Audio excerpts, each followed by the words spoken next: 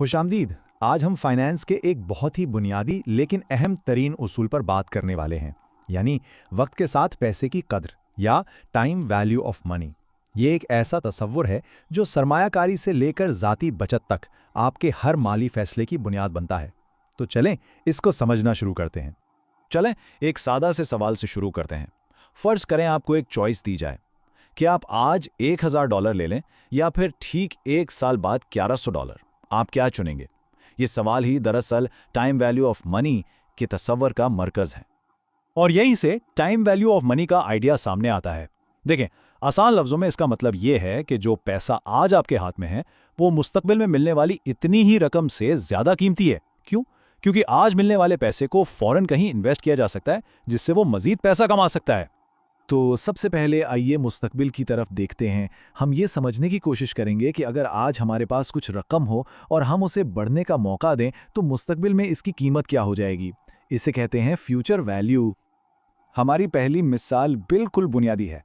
मान लें कि $2500 1 साल के लिए किसी सेविंग अकाउंट में जमा करवाए गए हैं। अब हमें यह पता लगाना है कि ठीक 1 साल बाद ये रकम बढ़कर कितनी हो जाएगी।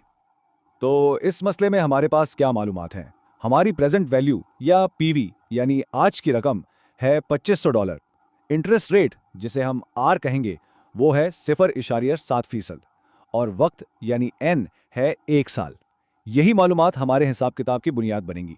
इसका हिसाब लगाने के लिए हम फ्यूचर वैल्यू का ये बुनियादी फार्मूला इस्तेमाल करेंगे, यानी फ्यूचर वैल्यू बराबर है प्रेजेंट वैल्यू ज़र्ब ब्रैकेट में 1 जमा इंटरेस्ट रेट और इस सब की पावर वक्त। ये फॉर्मूला हमें बताता है कि वक्त गुजरने के साथ सूद मिलने पर हमारी इब्तिदाई रकम कैसे बढ़ती है।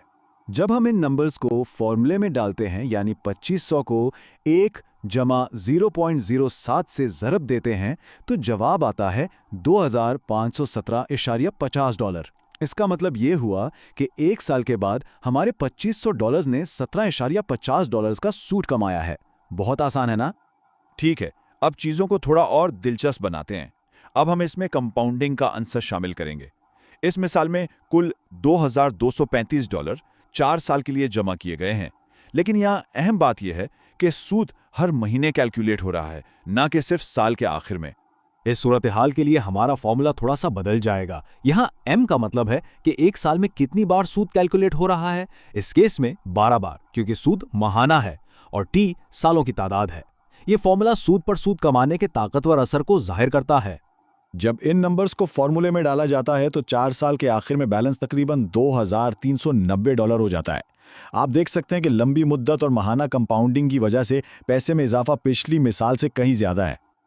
और ये हमें एक बहुत अहम सवाल की तरफ लाता है।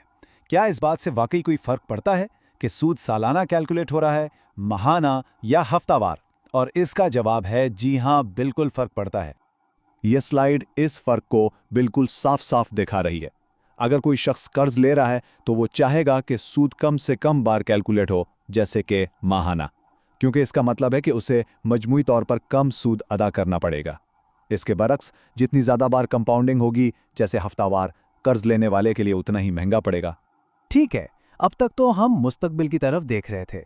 आइए अब अपनी सोच का रुख बदलते हैं और मौजूदा वक्त पर तवज्जो देते हैं। अब हम ये देखेंगे कि मुस्तकबिल में मिलने वाली किसी रकम की आज इस लम्हे क्या कीमत है। इसे कहते हैं प्रेजेंट वैल्यू। इसे समझने का सबसे बेहतरीन तरीका एक क्लासिक मिसाल है, लॉटरी जीतना। तसव्वुर करें आपको 2 ऑप्शंस मिलते हैं, या तो आज ही एक बहुत बड़ी रकम एक साथ ले लें या फिर अगले 25 सालों तक हर साल एक छोटी रकम वसूल करते रहें। सही फैसला करने के लिए प्रेजेंट वैल्यू का हिसाब लगाना इंतहाई ज़रूरी है। तो ये हैं वो 2 ऑप्शंस। एक तरफ आज ही $2.5 मिलियन, दूसरी तरफ 25 साल तक हर साल $1 लाख। और फर्ज करें कि इस पैसे पर 5% सूद कमाया जा सकता है। अब हमें यह पता लगाना है कि इन सालाना अदायगियों की आज क्या कीमत है। इसका हिसाब लगाने के लिए हम present value of an annuity का फॉर्मूला इस्तेमाल करते हैं। यह फॉर्मूला देखने में शायद थोड़ा पेचीदा लगे, लेकिन इसका काम बहुत सीधा है। ये मुस्तकबिल में मिलने वाली तमाम अदायगियों को लेता है और इन्हें आज की डॉलर वैल्यू में तब्दील कर देता है, इस बात को जहन में रखते हुए कि इस पैसे पर सूद भी कमाया जा सकता था। जब हमने हिसाब लगाया तो पता चला कि 25 साल तक हर साल मिलने वाले $1 लाख की आज की कीमत तकरीबन $1.4 मिलियन है। यानी अगर आपके पास आज इतनी रकम हो और आप इसे 5% सूद पर रख दें, तो आप अगले 25 सालों तक हर साल $1 लाख निकाल सकते हैं। अब जरा मवाजना करें।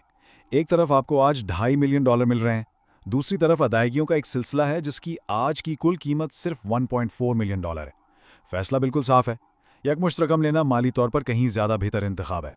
आखिर में आइए ये देखते हैं कि हम इन फार्मूलों को किसी लंबे अरसे के माली मकसद जैसे कॉलेज की तालीम के लिए बचत करने की मंसूबाबंदी में कैसे इस्तेमाल कर सकते हैं।